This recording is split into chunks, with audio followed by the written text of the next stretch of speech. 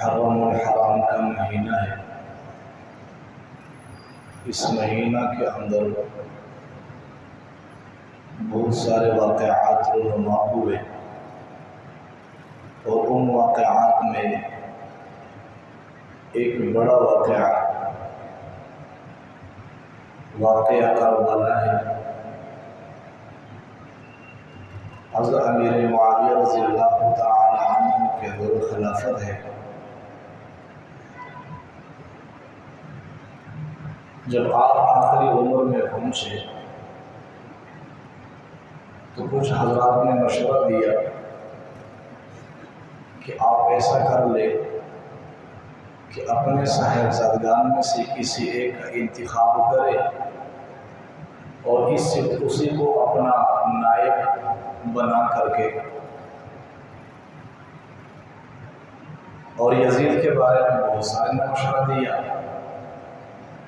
کہ یہ تیز ترار بھی ہے، چلاک بھی ہے، چیزوں کو زیادہ سمجھتا ہے، تو لہٰذا آپ اس کو اپنا نائب بنا دیجیے۔ امیر معاویہ رضی اللہ تعالی عنہ نے انہیں خلیفہ بنایا نہیں، اپنے سامنے بلا کر کے ایک وصیت کی ہے کہ بھئی آپ اپنی خلافت کو میرے جانے کے بعد 3 حضرات کے اوپر پیش کرنا ہے، اگر وہ مان جائے تو خلیفہ بن جانا، اگر وہ نہ مانے تو اپنے گھر میں آ کر کے بیٹھ جانا۔ وہ 3 حضرات کون ہیں؟ فرمایا کہ اپنی خلافت حضرت امام حسین رضی اللہ تعالی عنہ کے سامنے پیش کرنا، عبداللہ بن زبیر رضی اللہ تعالی عنہ کے سامنے پیش کرنا، اور اسی طریقے سے عبداللہ بن عباس رضی اللہ تعالی عنہ کے سامنے پیش کرنا۔ اگر ان 3 بڑے صحابہ نے آپ کی خلافت پر اعتماد کر لیا اور انہوں نے آپ کے ہاتھ پر بیعت کر لی تو آپ خلیفہ بن گئے، آگے کام کرتے رہنا۔ اگر ان 3 بڑے حضرات نے انکار کر دیا تو اپنے گھر میں بیٹھ جانا۔ اسی اسلام میں امیر معاویہ رضی اللہ تعالی عنہ انتقال کر گئے۔ اب جب حضرت کا انتقال ہو گیا تو قریب کے جو علاقے تھے وہاں پر انہوں نے پیغام بھجوا دیا کہ بھائی امیر معاویہ رضی اللہ تعالی عنہ نے یزید کے ہاتھ پر بیعت کرنے کا مطالبہ کیا ہے۔ اب ان لوگوں کو تو نہیں پتا کہ حضرت تو انتقال کر چکے ہیں، تو قریب کے جتنے بھی علاقے تھے انہوں نے یزید کے ہاتھ پہ بیعت کر لیا۔ اب یہاں پر جو پوائنٹ اٹھا، جو ایک مشکل چیلنج تھا، وہ یہ تھا کہ قریب کے علاقے کے لوگوں نے تو یزید کی خلافت پر بیعت کر لی، لیکن مکہ اور مدینہ کے لوگوں کو کون قائل کرے؟ اب یزید نے وہاں کے لیے ایک قاصد کو بھیج دیا۔ مدینہ منورہ کے اندر ایک گورنر تھے ولید بن عتبہ، ان کے پاس اپنے قاصد کو بھیجا کہ آپ نے مدینہ منورہ کے لوگوں کو یزید کے ہاتھ پر بیعت کرنے کے لیے آمادہ کرنا ہے۔ اور انہوں نے رات کے اندھیروں میں امام حسین رضی اللہ تعالی عنہ کے پاس ایک صاحب کو بھیجا کہ گورنر ہاؤس میں آپ حاضری دے دیں۔ دیگر صحابہ بھی ساتھ موجود تھے۔ جب انہوں نے رات کے اندھیروں میں اس قاصد کو دیکھا تو کہنے لگے کہ یہ کس بات سے آیا ہوگا؟ تو امام حسین رضی اللہ تعالی عنہ فرمانے لگے کہ مجھے جہاں تک خیال آتا ہے وہ یہ ہے کہ امیر معاویہ رضی اللہ تعالی عنہ انتقال کر چکے ہیں اور ان کے بیٹے یزید نے اپنے ہاتھ پر بیعت کرنے کے لیے ہمیں آمادہ کرنے کے لیے گورنر ہاؤس میں بلا دیا ہے۔ بھئی ہم آ جائیں گے، آپ جائیں۔ اگلے دن امام حسین رضی اللہ تعالی عنہ اور کچھ نوجوان صحابہ ساتھ تھے، یہ اس گورنر کے ہاؤس میں آئے اور انہوں نے کہا کہ بھئی امیر معاویہ رضی اللہ تعالی عنہ نے یزید کے ہاتھ پر بیعت کرنے کا مطالبہ کیا ہے، تو آپ ان کے ہاتھ پر بیعت کیجئے۔ امام حسین رضی اللہ تعالی عنہ فرمانے لگے، ارے میں چپ کر کے بیعت کرنے والا آدمی نہیں ہوں، میں خلفائے راشدین کے طریقے پر چلنے والا آدمی ہوں، بیعت کروں گا تو کھلے عام کروں گا، چپ کر کے بیعت کرنے والا آدمی نہیں ہو۔ बाहर निकल आए। वलीद बिन उक़बा का एक मुशीर था, मरवान बिन अहमर, उन्होंने कान में कहा कि ये आपसे कैसे बाहर निकल गए, तलवार उठाओ, अभी इनके गर्दन उड़ाओ, मसला इधर ही तमाम कर दो। इमाम हुसैन रज़ियल्लाहु ताला अन्हु के कान में जब ये आवाज़ पड़ी, वापस पलटे और नियम से तलवार निकाल करके खड़े हो गए और कहा आपको पता है ये अहले बैत है, ये नवासा, ये रसूल है, ये जो आप कान में कह रहे हैं खुल के ऐलान करता हूँ यजीद के हाथ पर बैत नहीं करूँगा भाई। और वहाँ से वापस निकल गए, मदीना मुनव्वरा में तशरीफ़ लाए, सहाबा जमा हो गए, भाई क्या मामला पेश आया। उन्होंने कहा ये तो वही कुछ है जो हमने थोड़ी देर पहले अपने ख़यालात का इजहार किया था। इमाम हुसैन रज़ियल्लाहु ताला अन्हु ने रातों रात अपने पूरे ख़ानदान के अफराद को तैयार किया, भाई यहाँ से मक्का मुकर्रमा की तरफ निकल जाए। सारे हजरात रातों रात निकल गए और नकल मकान करके मक्का मुकर्रमा में तशरीफ़ ले गए। अब जब हजरत तशरीफ़ ले आए मक्का मुकर्रमा तो कोफियों के तरफ से ख़त आने शुरू हो गए, ख़त पे ख़त आ रहा है, ख़त पे ख़त आ रहा है। हजरत आप कोफा में तशरीफ़ ले आए, हजरत आप कोफा में तशरीफ़ ले आए, यहाँ के लोगों पर तो यजीद का कब्जा हो चुका है, आप तशरीफ़ लाएंगे, कोफा के सारे लोग आपके साथ खड़े हो जाएंगे। इमाम हुसैन रज़ियल्लाहु ताला अन्हु ने बड़े अकाबिर सहाबा से मशवरा किया, आप लोग क्या फरमाते हैं इस मामले में। अकाबिर सहाबा ने रोका, आप तशरीफ़ न ले जाइए, कोफा के लोग बेवफा हैं, आपके साथ बेवफाई कर जाएंगे। तारीख ने लिखा है कि इमाम हुसैन रज़ियल्लाहु ताला अन्हु के पास कोफियों के इतने खुतूत जमा हो गए कि 3 बोरियां भर गई। और फिर आपने मुस्लिम बिन अकील रज़ियल्लाहु ताला अन्हु को अपना कासिद बना करके कोफा में भेज दिया, भाई आप कोफा में जाए, वहाँ के हालात को मालूम करें, वाकई अगर हालात सदगार है तो मैं आ जाऊँगा, और अगर हालात हमारे सोच के बरखिलाफ है, उन लोगों के कहने के बरखिलाफ है, तो फिर मैं वहाँ नहीं जाऊँगा। मुस्लिम बिन अकील कोफा में पहुँचे। जब कोफा में पहुँच गए, पहुँचते ही 18,000 मुसलमानों ने मुस्लिम बिन अकील के हाथ पर बैत कर लिया। उनने खत भेज के रवाना कर दिया कि हज़रत आप तशरीफ़ ले आए, यहाँ के लोगों के दिल आपके साथ है।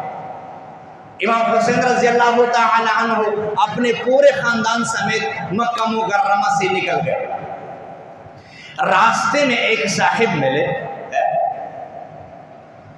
फरजन शायर है, उनसे पूछा कि भाई वहाँ के हालात कैसे हैं। उन्होंने कहा हज़रत आप वापस पलट जाए, वहाँ के लोगों के दिल आपके साथ है और उनकी तलवारें यजीद के साथ है। कहा अच्छा, कहा आपको पता है आपने मुस्लिम बिन अकील को भेजा था।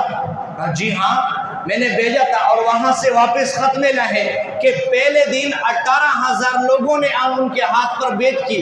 वो कहने लगे पहले दिन 18,000, दूसरे दिन 40,000 तक तादाद पहुंची है। और आपको पता है कि इस वक्त जो मैं वहाँ से चल कर के आ रहा हूँ, मुस्लिम बिन अकील रज़ियल्लाहु ताला अन्हु की लाश वो कोफा के एक चौक में एक दरख्त के साथ लटका हुआ है।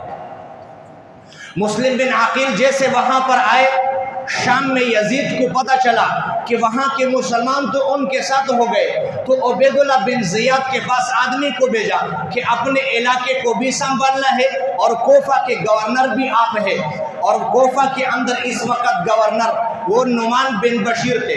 रात के अंधेरों में उनको माजूल कर दिया और गवर्नर के सेठ को खुद संभाल लिया। सुबह ऐलान कर दिया, इलाके में जितने बड़े बड़े लोग थे सबको करीब बुलाया और सब में दीनार और दरहम तकसीम कर दिए। और फिर कहा कि आपके कौम के कबीले से मुस्लिम बिन अकील के साथ जो लोग खड़े हैं ये पैसे ले जाओ, इनमें तकसीम कर दो, जो पैसे लेता रहे और उनसे कहूँ वापस चले जाओ।